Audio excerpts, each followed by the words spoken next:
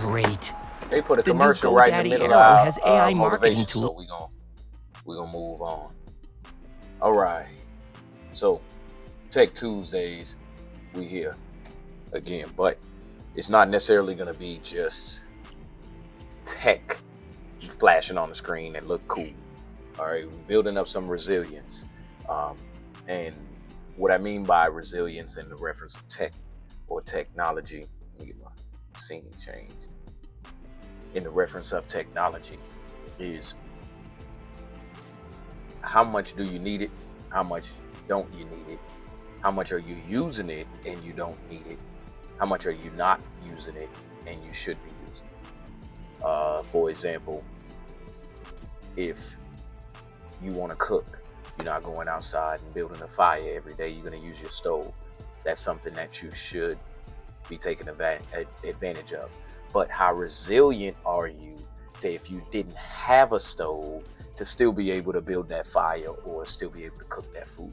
So let's look into this. All right. Shift back to the main. Let's rock. Being resilient.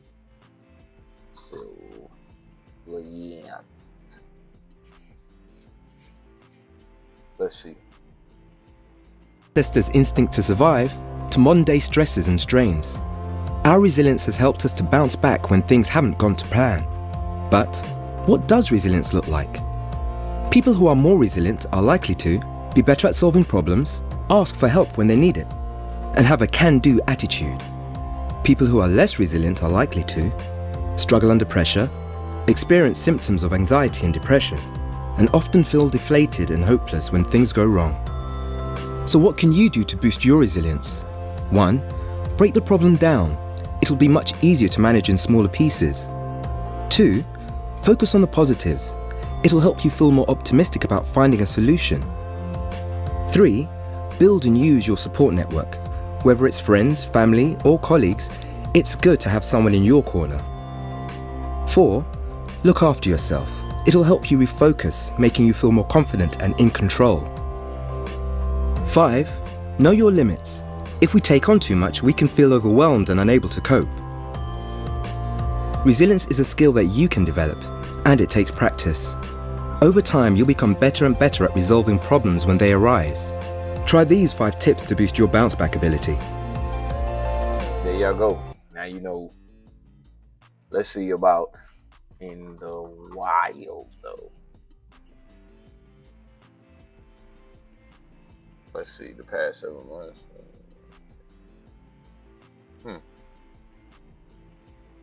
Now let's go. Hey, Dad. Hey. So, In life, everyone encounters hardships. Some will be big, and others will be small. Whether it's the loss of a loved one, getting laid off, heartbreak, divorce, or even just putting orange juice in this morning's cereal instead of milk, there will be tough times. When these difficult times inevitably arrive, we can either choose to let them swallow us up, or we can choose to keep going and make the best of the cards life has dealt us. Yes, even when there's orange juice in your cereal. Right. This is where a very important skill comes in. Resilience. Resilience is the ability to pick yourself back up and move forward after tragedy or challenges. It's grit, it's determination, it's deciding not to quit, and that even if the worst happens, you'll be okay. But this important skill is not an innate ability. Children are not born resilient, Wow. as you could probably tell right. by their fragility and inability to form a sentence, nor do they naturally become proficient at it as they age. Resilience has to be built and developed over time, which means us adults have to figure out how to get resilient on our own. Right. Luckily, resilience can be developed through mindset shifts, practice, and through healthy habits everyone has the ability to implement. Here are just 10 ways to start building your resilience so you can weather through the hard times life throws your way, orange juice and all. 1. Be proactive. Resilient people are proactive. This means they face their problems head on. They don't let problems fester in the corner, growing larger and larger by the day, until it becomes an uncontrollable infestation. Instead, resilient people take immediate action. The next time you encounter a problem in your life, even a small one, force yourself to be proactive in fixing the problem. Rather than spiraling into a storm of negative thoughts about the situation, focus on taking action. Ask yourself, what can I do right now to minimize the damage or fix the issue? 2. Protect your downtime. Resilient people are well rested. They have the energy necessary to confront their problems. It's very difficult to be proactive about difficult situations when you've been running yourself ragged, fueled by 3 shots of espresso, and sporting a pair of bags under your eyes. So practice resilience by simply setting aside time every day for yourself. You can use the time for self-reflection, meditation, or just for some needed TLC.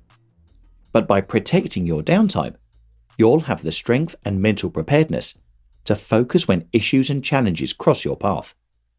3. Change your mindset about adversity.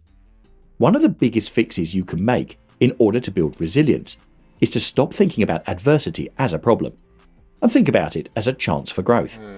Instead of asking, why is this happening to me? Ask yourself, what can I learn from this? This reframing question is powerful because it distracts you from the pain or frustration of the situation and makes you start looking for an answer to an interesting question. Focusing on how you can grow stronger from a situation is a much more productive use of your brain cells than wallowing in self-pity. 4. Build relationships. Resilient people know they can't do everything by themselves. That's where close friends and family come in. Develop strong, healthy relationships with people you trust so you have someone to turn to when you need a shoulder to cry on, or a cheerleader to celebrate your successes. So take time out of your day to put yourself out there and work on your relationships. You'll be grateful you did when you encounter challenges down the road. 5. Focus on the present. An easy trick to develop resilience is simply to practice focusing on the present. Whenever you find yourself bogged down by past mistakes or worried about the future, catch yourself and then refocus on the present. Mistakes, both past and future, are not in our control, and thinking about them too much only causes additional stress. Plus, if you think too much about the past or future, that's energy and time you could be using towards your present, the thing you can control. So build your resilience up by developing your awareness of your thoughts and feelings and turning them towards the present moment, rather than towards things you can't change. 6. Know that life isn't fair. Growing up, your parents or teachers might have told you that life isn't fair when you really wanted something you couldn't get. As a kid, it might have been pretty upsetting. But as we get older, the idea that life isn't fair can actually be comforting. Life isn't fair, not for anyone. Every human being on this planet experiences hardship, some more than others, but there are still problems in everyone's life. You are not alone in pain. Resilient people realize this about life, and they don't dwell on wrapping their heads around the fact that something bad has happened. Instead, they know that bad things happen, and they accept them when they come. They know life isn't fair, and they don't spend time worrying.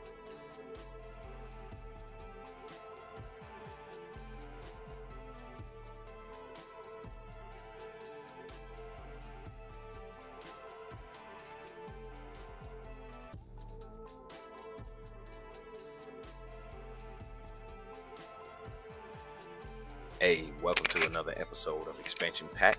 I'm your host, Dan F. Man. It's good to be in here with y'all again. Today, on another Healthy Mental Thursday. Hope y'all can hear me well. Help me to understand if you can hear me well without me leaning into the mic. Hold on.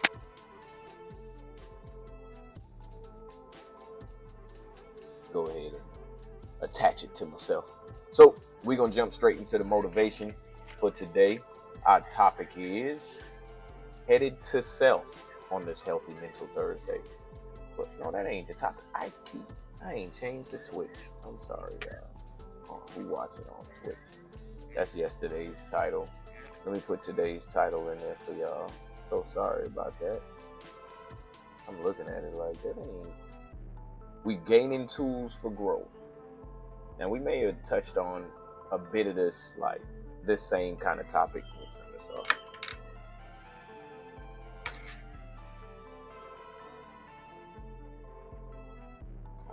It's gonna work for that. We may have touched on a bit of this before in a previous episode, but we're gonna gain some more tools that's gonna help us grow. Now, if you're not interested in growing, expanding, then you got to get up out of this episode. But if you are, let's gain some tools to help us get to that. All right, first things first, let's get our motivation for today.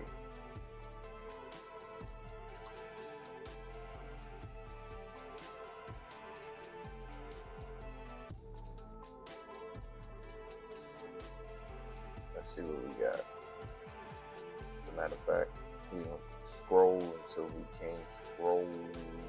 No.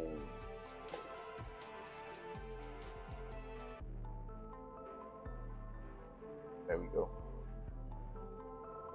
Grammarly doesn't just help you with polishing your emails, it also lessens the mental load of replying to emails. No more. All right, let's switch over. No I'm more. gonna run that back.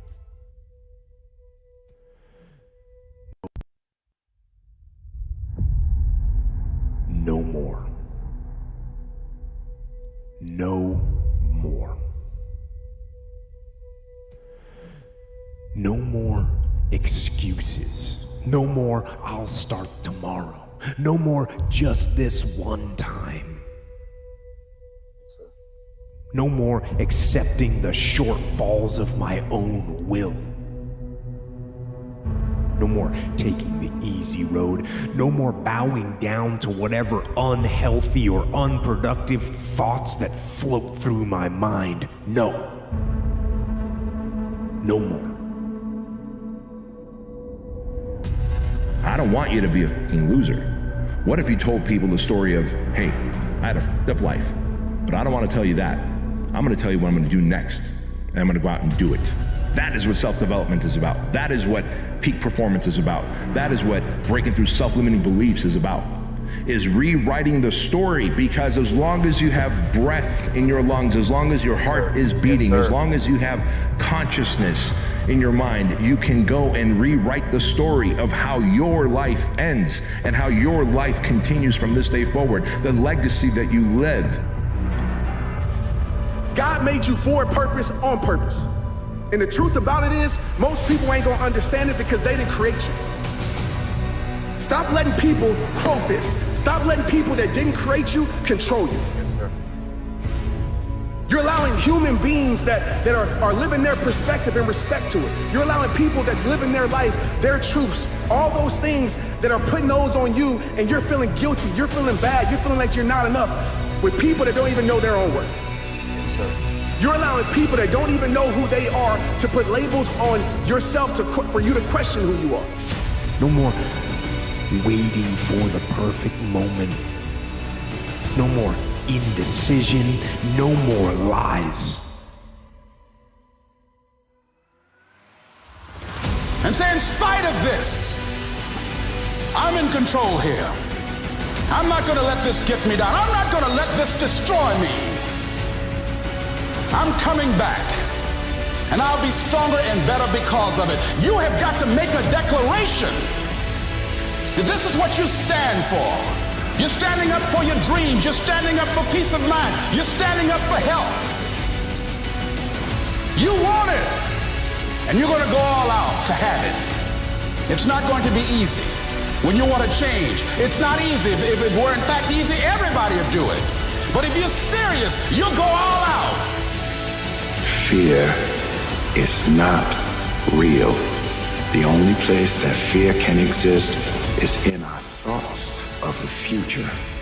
It is a product of our imagination, causing us to fear things that do not at present and may not ever exist.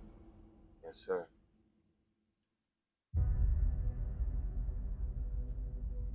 And no more weakness. No, now is the time for strength. And through strength, and through will, and through unwavering discipline, I will become what I want to be. I will become who I want to be. And then, and only then, will I rest and say no more.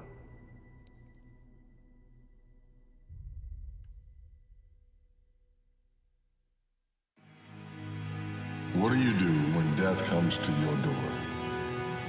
When sadness and sorrow comes and accompanies it?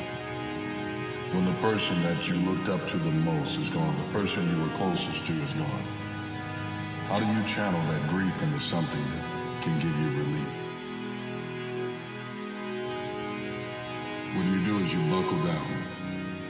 In order to buckle down, you gotta dress up for battle. You gotta remember that you're a soldier and that life still has purpose and value and need, and it needs you. Your skill set is still fresh, your talents are still available, your head knowledge is still useful. You have to be able to get in gear, get in position, and remember your ranking, your calling, and rely upon the training of life that you've been given, and step into the arena of life and be ready for war because you are a warrior. What can you become? What can you do with the time that you have? Tomorrow's not promised, so we have to do it today. We have to make a decision right here, right now. Will you be someone that can overcome grief? Can you find relief by finding your purpose in life? Can you believe again? Can you dream again? Can you love again? The answer is absolutely yes, because you are a warrior. The thing that's so interesting about being alive is that you're all in. No matter what you do, you're all in. This is going to kill you. So I think you might as well play the most magnificent game you can while you're waiting, because do you have anything better to do? Why not pick the best thing possible that you can do? Because you're more powerful than you think. Way more powerful than you think. I mean, God only knows what you are in the final analysis. You're blind to your own weaknesses, but you're also blind to your own strengths. How far can you take that? If you stopped wasting time, and if you stopped lying, and if you oriented yourself to the highest possible good that you could conceive of, and you committed to that, how much good could you do? Well, I would say, why don't you find out? We're all looking for this golden purpose. Is it this? Is it that? Is it making money? Is it my family? Motherfucker, the purpose is you. Every fucking day I wake up and I don't want to do some fucking shit. I'm like, okay, man, do you want to be a bitch today? Do you want to walk around all day knowing that you could, but you didn't? You're in the fucking dungeon, but guess what, motherfucker? I'm still going to get it. Do not misunderstand me. Danger is very real, but fear is a choice. We are all telling ourselves a story. Yes, sir. Rise up and aggressively move forward down the path toward victory.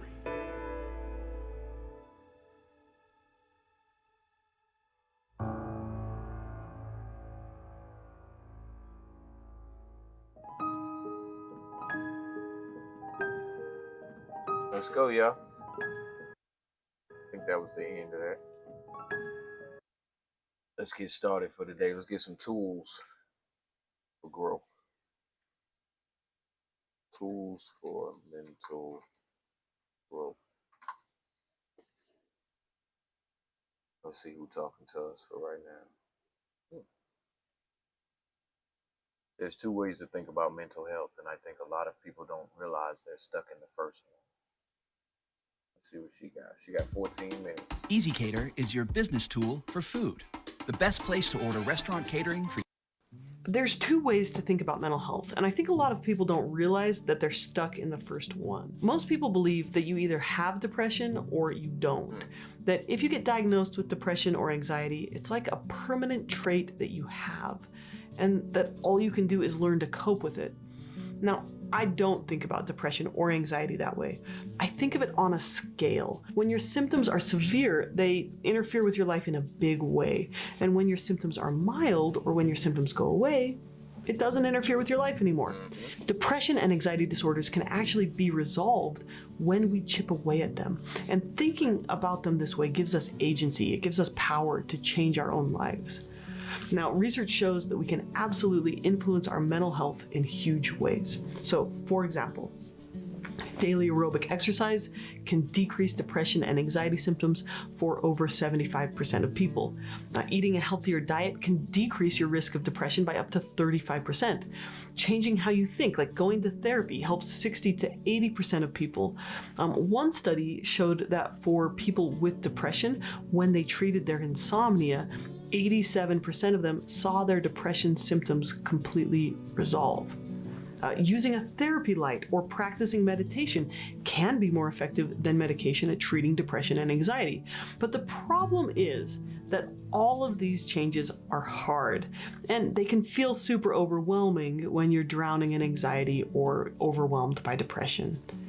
And then often when we get really motivated to improve our lives, we try some huge change. We make some plan to run a marathon, or we sign up for 5 a.m. CrossFit sessions at the gym, or we start some new diet.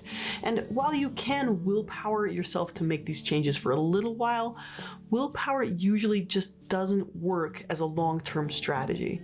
Then the bigger changes you want to make, the more exhausting a term strategy. Right about that, girl. Then the bigger changes you want to make, the more exhausting and overwhelming they are, which disincentivizes you from continuing them. It gets harder and harder to do them instead of easier.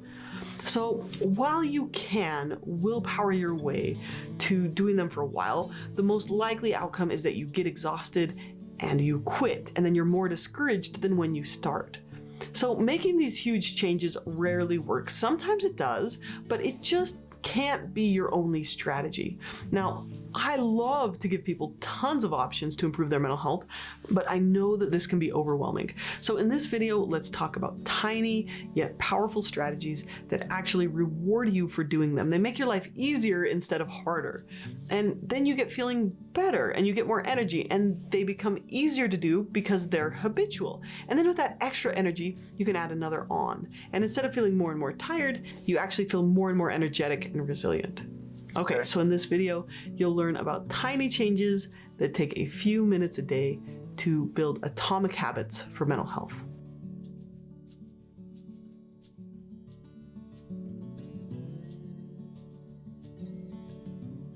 Okay, small changes are better than big changes. James Clear, the author of Atomic Habits, which is a great book, by the way, he tells the story of the British cycling team. They were one of the worst teams. Despite having lots of resources, they lost miserably.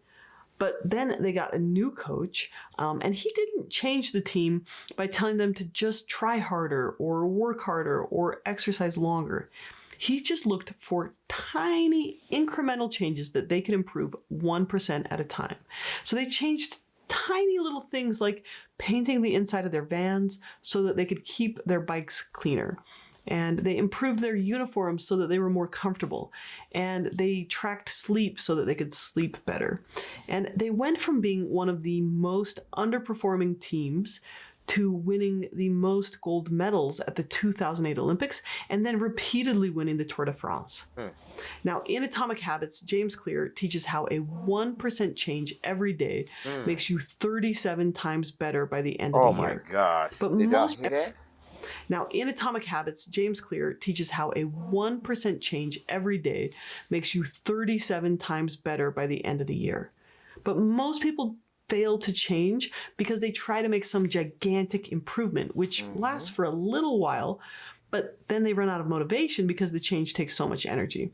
So when you want to improve your mental health, I do not want you to make some huge monumental change all at once. I emphatically tell my clients to not do that. You'll be much more likely to create real sustainable change by choosing teeny tiny habits that make your life easier over time instead of harder. So when you let these changes add up over time, they snowball. So for example, let's say you start to take vitamins in January and it helps you have just like 1% more energy each day. And then in February, you can use that energy to add in one small change. Like maybe you set a healthy boundary at work, like not answering your emails after 5 p.m. And then that helps you feel less overwhelmed. So that gives you 1% more energy. And then in March, you add in a 10-minute walk to your day, and getting in some exercise improves your sleep, which makes you a little bit less tired each day, which gives you 1% more change in April. Each of these tiny changes helps you have more energy, be a tiny bit healthier, and actually makes your life easier instead of harder. And these positive changes snowball over time and can really help you get out of the rut of depression. So at this point in May, you've got a 5% change, which is 72 minutes more energy than you had in January. And with those 72 extra minutes of energy, you might be able to make a few more tiny changes. Right. Tiny changes are way more effective than that diet that you dropped by the beginning of February, which just made you feel worse about yourself instead of better. Okay, now I have an entire course about how to use tiny changes to improve your mental health. It's called Change Your Brain, 10 Essential Mind-Body Skills for Mental Health. And I go into a lot more detail in that course on how to create changes that are super impactful, but also long-lasting. That course is way more in-depth, but in this video, I'll give you about 30 ideas that you could use for your first 1% change. But as I make this list, it's really important that we talk about 3 principles. So first, pick the low-hanging fruit. Start with one change that takes the least amount of effort or is the most enjoyable for you. So if you love to exercise, add that to your routine first. If you hate to exercise, maybe start with light therapy, right? Because it's easier for you. Or if you love people, schedule in some friend time. If being with people is exhausting for you, you could start crushing your goals in half the time with this simple little hack called motion. Does this look? Maybe start with a change to your diet. The principle here is start with the simplest, easiest changes first, because these can give you more energy and motivation to make other changes in the future. And only make one change at a time and work on that change until it becomes easier and easier to do. So I like a month as the initial time period. Okay, number 2, create a system to make this new action easier over time instead of harder. So for example, taking your medication every day can help improve mental health. And a system to make this easier is something like buying a pill box so that you know when you've taken it already, or putting that pill box on your breakfast table so that you remember to take it with breakfast every day. A system makes it so that you don't have to remember it and think about it each day. Okay, and then third, I say use a habit tracker and set a 30-day goal for a tiny change you want to make. And just give yourself a check mark for every day that you do this tiny change. Now, Jerry Seinfeld had a habit of writing one joke every day. But the way he tracked it was by putting up a big calendar and putting a big red check mark for the days he wrote the joke. Now, use his method. That's awesome. Again, I learned about it from Atomic Habits. It's a great book too. Read that book. You could also download my free habit builder, or I like the app, the free app Habit, to track your progress. Okay, so that being said, you know the principles behind this. I'm just gonna throw out a bunch of ideas of tiny changes that can improve your mental health. So light therapy, really effective. A lot of research shows it's as effective as antidepressant medication. So you could buy a light box and do 10 minutes a day of light therapy while you do your morning routine. Or if you can't do that, you could just open your curtains in the morning or sit outside in the sunlight every day for 10 minutes. Another one, consider supplementing with a multivitamin or a multi-mineral. So this supplement is a well-researched option. It's not a sponsor, but there's a lot of research behind it that shows it helps some people, right? You could try to add a fermented food to your diet or consider a probiotic supplement. You can do any kind of movement outside. Add one vegetable to your meal. So for example, buy prepackaged vegetables and put them at your desk every day. Daily gratitude practice. You could make a system of this by asking a friend to do it with you, or you could use a journal, or you could use an app. Express appreciation. Tell your significant other or your child something you appreciate about them every day. It will change how you feel about them, and it might even invite them to improve too. Or you could express appreciation to your boss or a cashier or a wait staff every day. Another small change that can make a difference is to watch less news and use that time instead of watching news to do some good in the world instead. You could also just switch your accounts to follow uplifting accounts like Good News or Upworthy. So make your social media a positive place and just unfollow any accounts that bring a lot of negativity to your life. And, so setting up your Instagram to follow more uplifting people probably only takes a few minutes every day. Okay, another thing that can make a huge change from a tiny change is improving your sleep. Now, this might feel impossible, but there are a lot of tiny things you can do that really add up. You could try to wake up at the same time every morning for 1 week. That's what I do. You could decrease your caffeine usage. You could use your bed only for sleeping, or you could set an automatic do not disturb mode on your phone for nighttime. Little things like that can add up over time. Practicing mindfulness, really beneficial for mental health, but feels overwhelming sometimes. Just try practicing slowing down your breathing when you're in your car and noticing your breathing in your car. Or when you're driving, you just drive without listening to anything and let your thoughts wander for a little bit. Or you could practice mindfulness in the bathroom, right? So instead of staring at your phone while you're on the toilet, just take a deep breath. Slow things down, right? Another thing you could do that can improve mental health is to set limits on your screen time. Or you could, choose to keep a book next to your bed instead of your phone at night. You could try the brain dump activity. You could do a 1-minute meditation each day. Just Google it. There are hundreds of 1-minute meditations. During your breaks from work, you could try going for a walk or stretching instead of looking at your phone.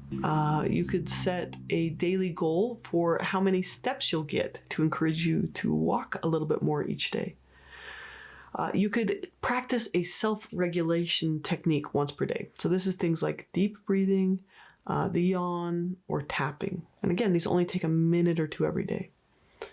Okay, nature decreases cortisol. Nature decreases the stress response. So for those of us who live in big cities or can't get out in nature very often, you could do really tiny changes like getting a plant for your home. You could put nature photos on your computer or in your house or on your screensaver or on your TV in the background. Or you could just follow nature photographers on social media. Okay, connection and relationships are one of the biggest indicators of happiness and healthiness. So you could just try to deepen the relationships you already have. These small little actions really do add up over time. So you could send a text message, you could plan a lunch date, you could call someone up to ask how they're doing. You could make a reminder to call someone you care about. So those are a few ways that you could just improve your connections. Wait, y'all. Just hold on. Hold on for 1 second. Let me show y'all something. Check this out.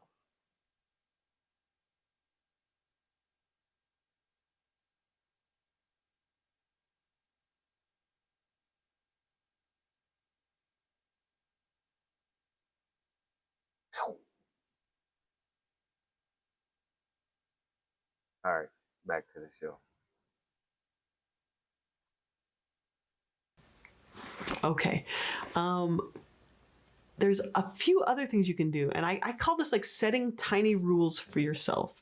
And if you set these rules and you work on them, just tiny increments for a month, your mental health will improve. So one of them is like setting a rule like I'm not allowed to call myself names. I'm not allowed to use words like always or never. So you replace black and white thinking with gray thinking. You catch yourself when you're using catastrophizing language and you replace it with a courageous statement or like use a growth mindset. So instead of saying, you replace the word failure with not yet, as in, I haven't figured out how to do math yet, or I haven't figured out how to be a good listener yet, right? So I hope, these are a ton of little examples. And again, don't do all of them, only pick just one that you want to work on. But I hope that this list gives you a ton of ideas that you could use to improve your mental health. And again, don't try to do all of these. Just pick the low-hanging fruit and start to implement one until it seems easy to do, and then pick the next one to work on. I hope you found this video helpful. It was. Let's get one that's shorter. Get your business up and running with Shopify, the commerce platform designed for entrepreneurs. So you can tell yourself the effort part is the good part. I know it's painful. I know this doesn't feel good, but I'm focused on this. I'm going to start to access the reward. When we focus only on the trophy, only on the grade, only on the win, you undermine that entire process. The ability to access this pleasure from effort is without question the most powerful aspect of dopamine. And the beautiful thing is it's accessible to all of us. Hard work is hard. Generally, most people don't like working hard. Some people do, but most people work hard in order to achieve some end goal. End goals are terrific and rewards are terrific, whether or not they are monetary, social, or any kind. However, working hard at something for sake of a reward that comes afterward can make the hard work much more challenging and make us much less likely to lean into hard work in the future. There's a classic experiment done actually at Stanford many years ago in which children in nursery school and kindergarten drew pictures. And they drew pictures because they like to draw. The researchers took kids that like to draw and they started giving them a reward for drawing. The reward generally was a gold star or something that a young child would find rewarding. Then they stopped giving them the gold star. And what they found is the children had a much lower tendency to draw on their own. No reward. Now, remember, this was an activity that prior to receiving a reward, the children intrinsically enjoyed and selected to do. No one was telling them to draw. What this relates to is so-called intrinsic versus extrinsic reinforcement. When we receive rewards, even if we give ourselves rewards for something, we tend to associate less pleasure with the actual activity itself that evoked the reward.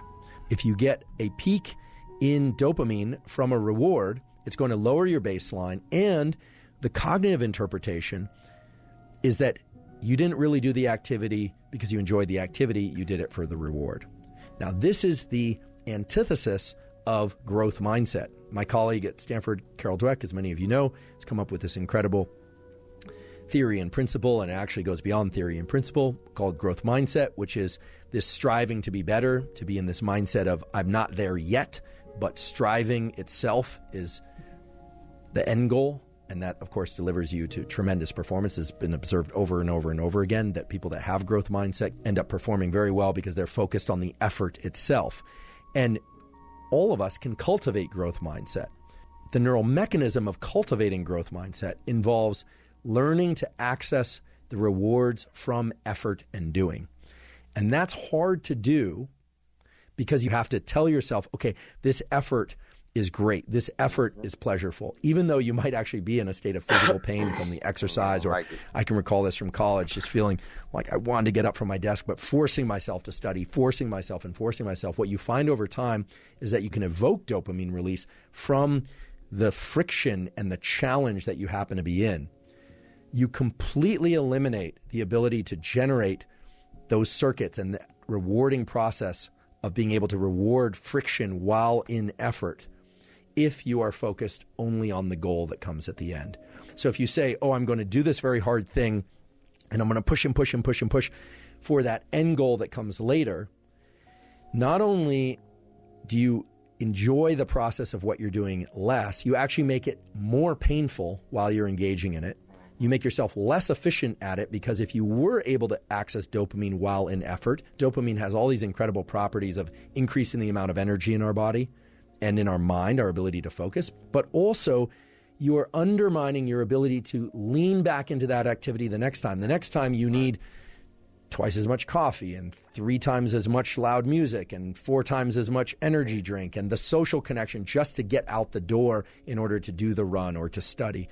So what's more beneficial is to attach the feeling of friction and effort to an internally generated reward system. You're not just pursuing the things that are innately pleasurable. So you can tell yourself the effort part is the good part. I know it's painful. I know this doesn't feel good, but I'm focused on this. I'm going to start to access the reward. You will find the rewards, meaning the dopamine release inside of effort if you repeat this over and over again. And what's beautiful about it is that it starts to become reflexive for all types of effort. When we focus only on the trophy, only on the grade, only on the win as the reward, you undermine that entire process. So how do you do this? You do this in those moments of the most intense friction.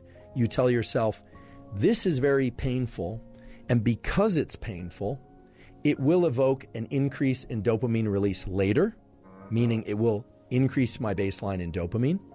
But you also have to tell yourself that in that moment, you are doing it by choice and you're doing it because you love it.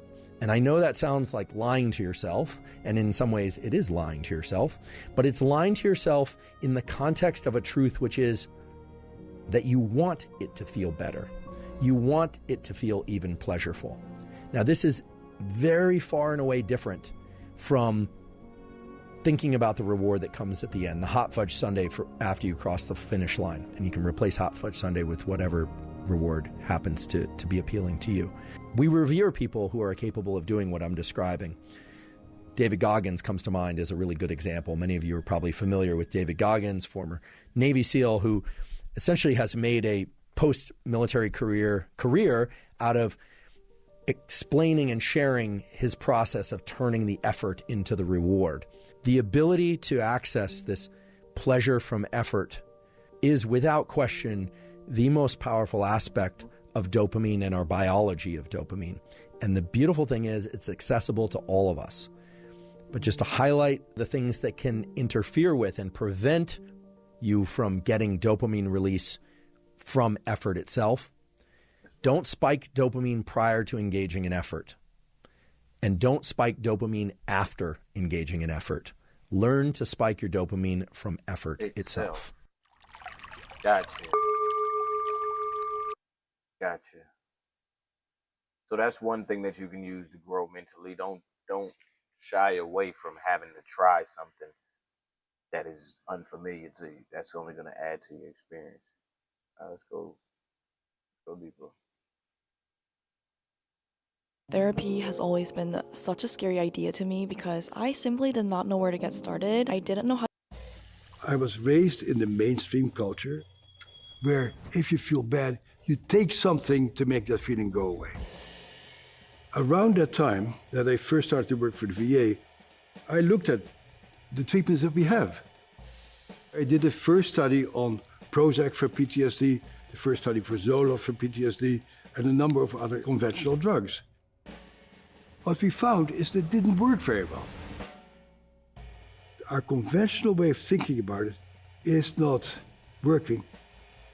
I thought, okay, if it doesn't work, let's see what else can work. My name is Bessel van der Kolk. I am a physician, I'm a psychiatrist. I have been studying trauma for about 50 years now.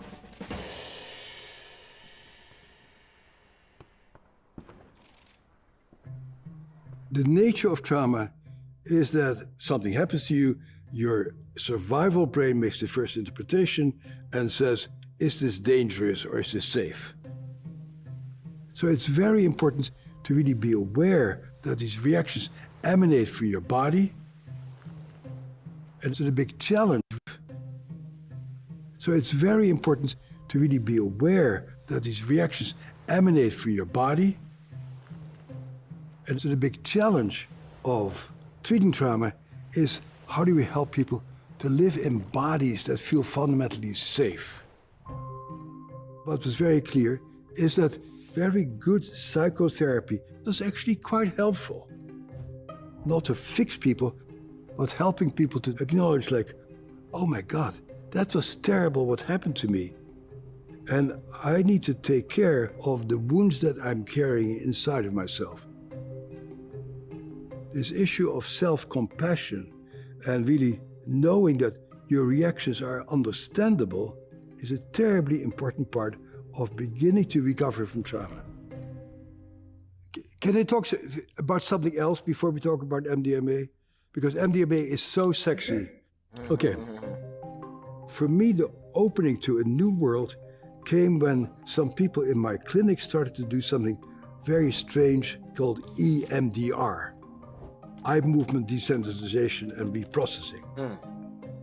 You ask people to call up the memory of what you saw back then, what you felt back then. And then what you do is that you ask people to follow your fingers as you move your fingers from side to side. And my first reaction is like, man, stop this crazy nonsense. This is a crazy method. And then I got to see some of the results. I go like, wow, this is interesting. Wiggling your fingers in front of people's eyes as they think about the trauma made the trauma go away.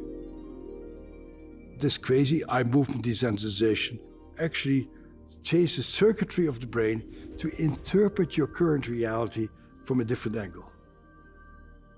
This had amazing effects on people being able to let go of what happened and say, yes, that's what happened to me, and it happened a long time ago. It's not happening right now. That was the first time that I saw a non-conventional technique have a very profound effect. And then we studied yoga.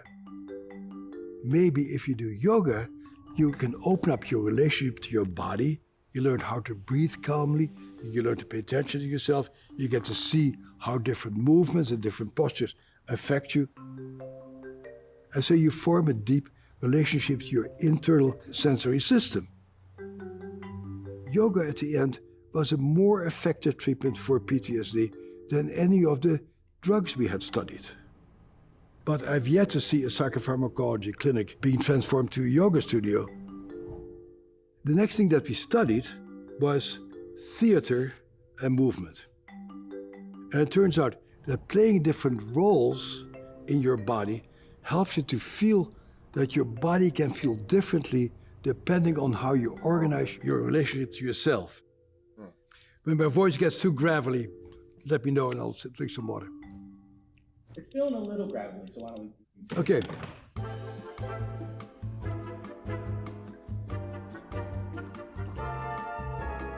It's good. All right. So I live in the Berkshires, and we have a great program here called Shakespeare in the Courts, where if you're a juvenile delinquent in this county, you have a 50% chance that the judge will condemn you to become a Shakespearean actor. That's civilization. Huh? Juvenile delinquent in this county, you have a 50% chance that the judge will be. All right. So I live in the Berkshires, and we have a great program here called Shakespeare in the Courts, where if you're a juvenile delinquent in this county, you have a 50% chance that the judge will condemn you to become a Shakespearean actor. That's civilization. Huh? The Shakespeare program is enormously helpful because it helps people to feel their bodies and to feel what it feels like to be a king, and it feels like to be a warrior. And you get to really have a deep experience of yourself in different possibilities. The next piece that I studied is that you can actually put electrodes on your skull so that when you make brainwaves that help you to be calm and focused, you get a little reward. We did very well with neurofeedback, so we can shape your brain to actually have a different configuration to be open to new experiences. And then, about 15 years ago, two guys came to talk to me, and they said, Basil, you know a lot about trauma. What do you think about this idea? We are thinking about psychedelics. What do you think about psychedelics for trauma? And I go like, wow. You're speaking from my heart. Because, of course, I'm a child of the 60s. And we dabbled in LSD and psychedelic substances. Wouldn't it be great if we could do psychedelic substances to see if these substances can open up people's minds, to see that the reality that they live in is just a small part of the reality that there is. The more you raise your prices, the easier everything becomes. Commercial. But I said, don't do it. It will destroy your career. These drugs are illegal. And they said, thank you very much for your opinion. We'll try it anyway. They got permission to do a study of MDMA also known as ecstasy or Molly, for trauma. And it worked out pretty well. And they were able to collect a large amount of money to do a very large and extremely expensive study. Lots of different sites around the US, one in Israel, one in Canada. So let me of money to do a very large and extremely expensive study.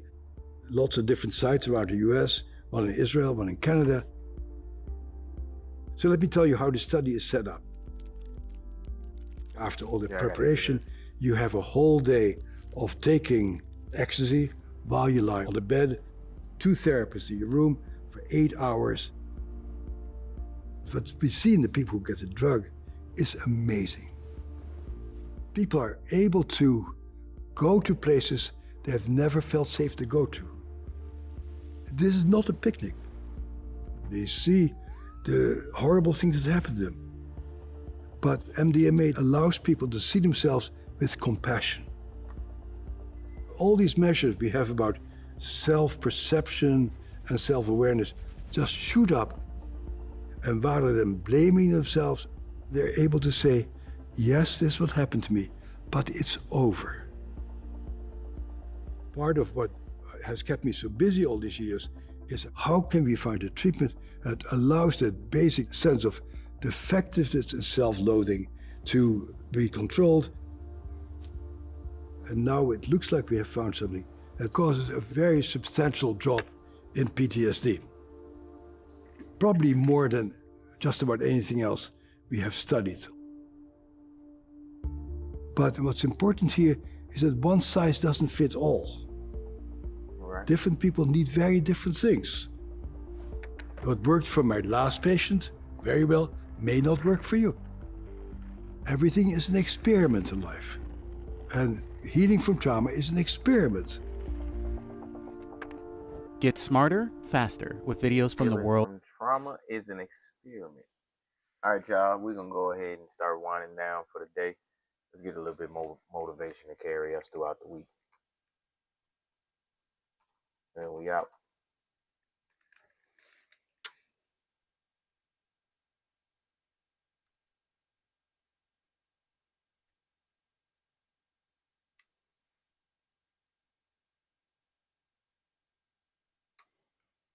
I have 12 emails, 30 messages, and a proposal due by 10. How am I already underwater? I'm in the... I need you to ask yourself a serious question. How bad do you want it? I know you've got some doubt and you've got some uncertainty and you hate the image that you see in the mirror and you hate the way your money looks and people that you've given your all to keep walking out on you. And every day, every single day gives you that new opportunity. So if you don't have a to-do list, get a to-do list. If you haven't planned the day, start planning your day the night before. If you don't have a morning routine, get a morning routine. If you have not identified the roadblocks, if you have not identified the kryptonite, if you have not identified the hurdles, what has hindered your forward progress, identify those things. Get up and get after it. If you're having a bad day, it's a day to make a difference.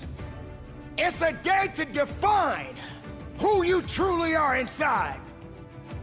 You woke up this morning to chase your dream until you catch it. And it all starts in your mind. See, mindset is everything. Every day, every single day is a new beginning. So take a deep breath. Inhale, exhale. It's a new day, a new opportunity. When it starts to get tough, you must get a little bit tougher. So get up, carry on, be strong, and understand and know that your work is not done yet. And so I know it hurts. And I know it's expensive. Everything you need to get to this next level is inside of you. There's always another level. Monday, up early, go to bed late. Tuesday, Wednesday, Thursday, Friday, Saturday, Sunday, up early, go to bed late. Can you do better than you did yesterday? That's all I want to ask you. Can you do better? It is time to take control of your now. You may be broken, you may be hurting, people may have betrayed you, but you refuse to give up. Rise and grind, baby, let's go. Make money. I want to know what you're passionate about. See, the late great Nelson Mandela said, there is no passion to be found in settling for a life that is less than the one that you are capable of living. Get up. You got a day to conquer. Rise and grind. You can't lay around a 12 each and every day and expect greatness to come your way.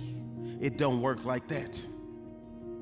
See, you get out of this life exactly what you put into this life. Control, Alt, delete. Control yourself, alter your thinking, and delete negativity. Period. It's about manifestation. What have I been destined to become? Wake up! There's always another level. Life is not responsible for how you take care of your own mindset. Life is not responsible for you having a positive attitude. You're not dead. You still have life. Your heart is still beating. And the journey must continue. Stop drowning and learn how to swim. Don't blame life because you fall down. Don't blame life because that relationship didn't work out. Don't blame life because that job did not turn out. It is not life that's holding you back. You just gotta be a little bit tougher than your circumstances. Yes, sir. You can't concern yourself about things that you have no control over. What are you made of? What is your DNA? What is your mentality? What are the skill sets? Come on, start to write down the vision. What are your goals? What are your financial goals? What are your relational goals? What are your spiritual goals? Come on, start thinking about these things. You're still alive for a reason. Somebody died today, but you're still here listening. In this very moment, you have an opportunity. Seize the opportunity. When you take that kind of action, when you have that dedication, when you show that kind of passion, when you put in that kind of work, you can't help but win. Because limits exist only in the mind. You will meet many challenges. Many things will come at you. There are going to be times that you're going to want to give up, but you don't have the permission to do so. You must carry on the good fight. What good is your greatness if you don't stand on it? How can you hold on to who you really are inside if you let everything else tell you that you're not worthy? And you got two options. You can give up or get up. This is your day. Get up and beat yourself from yesterday. Yes, sir. What are you made of? What is your DNA? What is your mentality? What are the skill sets? Come on, start to write down the vision. I need you to rise and grind. Oh, you're not hearing what I'm saying. I said it all starts with your mindset. See, the true definition of mindset is the driving force in the quest for success and achievement. A mindset that combines discipline, strength, confidence, and ambition is a powerful mindset. Be faithful. Be productive. Put away the destructive mindset. Let the world know that you matter. Believe in every step that you take. I know you've got some doubt and you've got some uncertainty and you hate the image that you see in the mirror and you hate the way your money looks and your relationships look and people that you've given your all to keep walking out on you. I know you feel stuck in reverse. I know you feel like you're underpaid and undervalued and overlooked. But listen, this is the day that everything changes. Get up, rise and grind. Get up and get after it. That's what's gonna separate you from the pack. You're not scared to get uncomfortable. Rise and grind and wake up with a renewed spirit. Wake up with a renewed passion. Just need you to be 1% better than you were yesterday. If you can be 1% better than you were yesterday, you're making progress. Yes, sir. All right, y'all. We up out of here for the day. I'm gonna check y'all out tomorrow here on Expansion Pack. Fun Friday, of course. This has been DGTA TV's Expansion Pack. I'm your host, Dan F. Man. And we up out of here. Peace. Let us know in the comments section down below. If you enjoyed this video, don't forget to click the like button and share this video with a friend. Yeah, I'm definitely putting this one on the rotation. Yeah, being in awe can slow down time. How to slow perception of time. Let me see.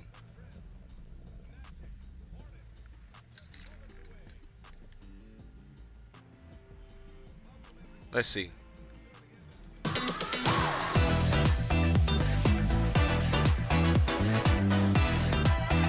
Hey smart people, Joe here. Every 23 hours, 56 minutes, and 4 seconds, our planet makes one rotation on its axis. Time is always passing for all of us, all the time, at a constant rate of 1 second per second in this constantly evolving instant that we call now, between a past that we can remember and a future that we cannot. But if time is this unchanging thing flowing constantly in one direction, then why does it feel like it's happening so slow sometimes? Like, come on already. And other times, whoosh, time passes right out of our grasp so fast. I mean, what's going on here? How can the same sum total of solar orbits and lunar phases, terrestrial rotations, or transitions of a cesium-133 atom be so constant, yet feel so different in our minds? I mean, these days, people are just having a hard time remembering what day it is. If you're not at work today or you're working from home, you may be wondering, what day is it? It's Monday. Yes, sir. What is it about COVID-19 that makes March feel like it was approximately 4.7 years ago? What makes time feel fast and slow?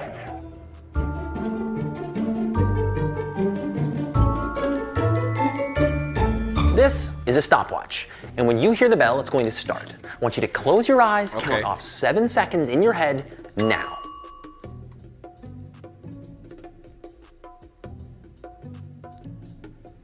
Open your eyes.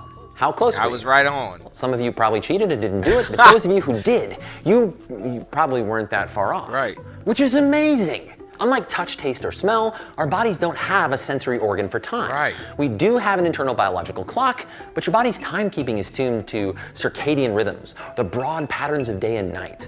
And like other animals, we also rely on astronomical cues and biological hormones to notice the passage of months, seasons, even years.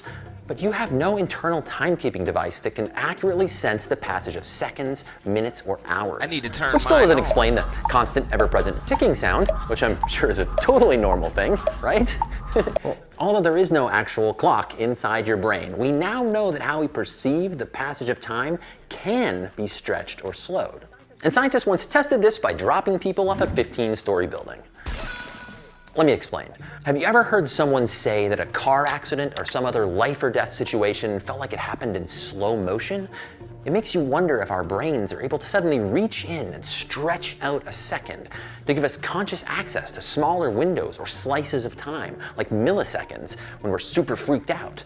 Experiencing bullet time, like in The Matrix, when we're scared, might let us react better or escape to safety. So to test this, scientists dropped people from 150 feet up.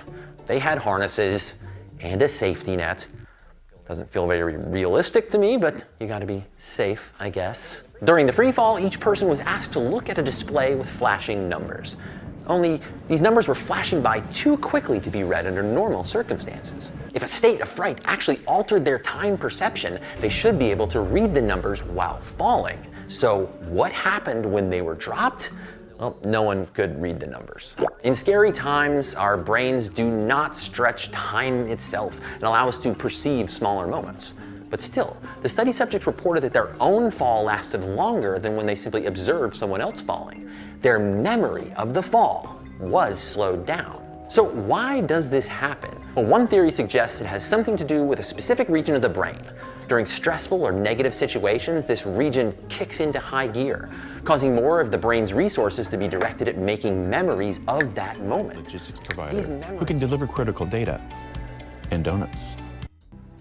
Start winning the war within. Start winning the war within.